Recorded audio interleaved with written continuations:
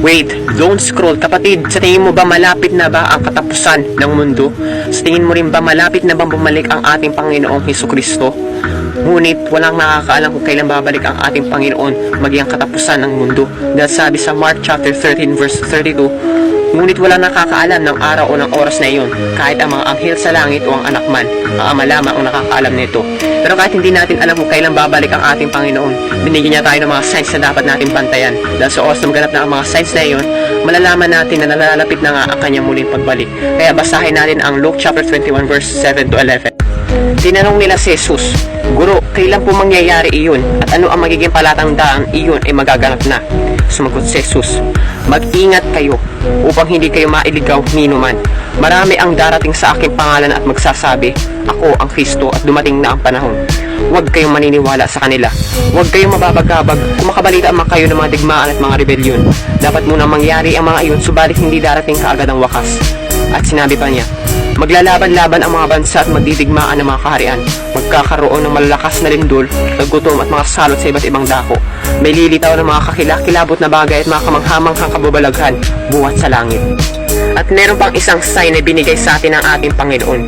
Sabi sa Matthew chapter 24 verse 14, ipapangalan sa buong sanlibutan ang magandang balita tungkol sa paghahari ng Diyos upang ang lahat ng bansa ay makarinig nito.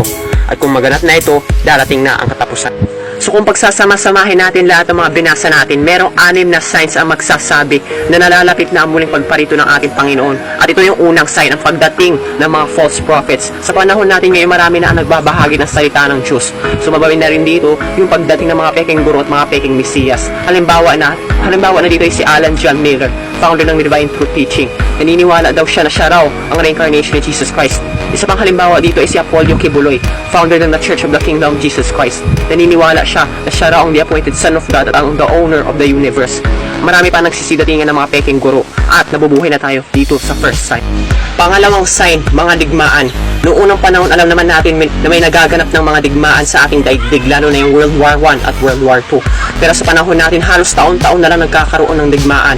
Noong 2020, nagkaroon ng hidwaan ang USA at Iran. Noong 2021, yung Israel at Palestine. At ngayong 2022, yung Russia at Ukraine. Mas pinangangambahan pa dito, baka daw magkaroon ng World War III. Nabubuhay na tayo dito sa second sign. Pangatlong sign, mga paglindol. Sa panahon natin, parami yung mga naitatalang kaso ng paglindol at pagputok ng bulkan sa iba't ibang panig ng daigdig. Isa na rin dito yung walang tigil na pag-aalboroto ng bulkang Taal. Kamakailan lang din, nag-alboroto ang Mount Etna sa Italy. Nabubuhay na tayo dito sa pangatlong sign. Ika-4 na sign, mga taggutom. Sa ngayon nasa 7.9 billion na ang world's population at mas mabilis yung pagdami ng tao kaysa sa pagdami ng pagkain kaya nagkakaroon ng taggutom.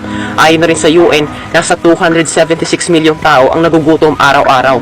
At ngayon dahil tumataas ang presyo ng mga pangunahing bilihin sa merkado, bunsod sa pagtaas ng presyo ng mga produktong petrolyo, maaring dito magsimula ang malawakang taggutom kung hindi agad masusolusyonan ang mga problema. Nabubuhay na tayo dito sa sign na ito. Ika-5 sign, mga salot. Kahit noong unang panahon, marami ng mga sakit ang lumaganap sa ating daigdig at kumiti lang maraming buhay. Pero sa panahon natin, gaya ng COVID-19, nasa lagpas 6 na milyon na ang namatay dahil dito sa sakit na ito. At patuloy pang dumadami yung mga namamatay dito. Nabubuhay na tayo dito sa sign na ito. At ang panghuling sign, ang paglaganap ng gospel.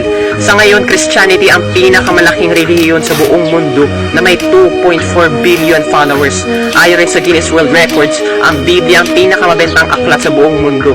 At patuloy rin ang pagdami ng mga Kristiyano dahil parami na ng parami yung mga nagbabahagi ng salita ng Diyos, lalo na dito sa TikTok. Nabubuhay na tayo dito sa sign na ito.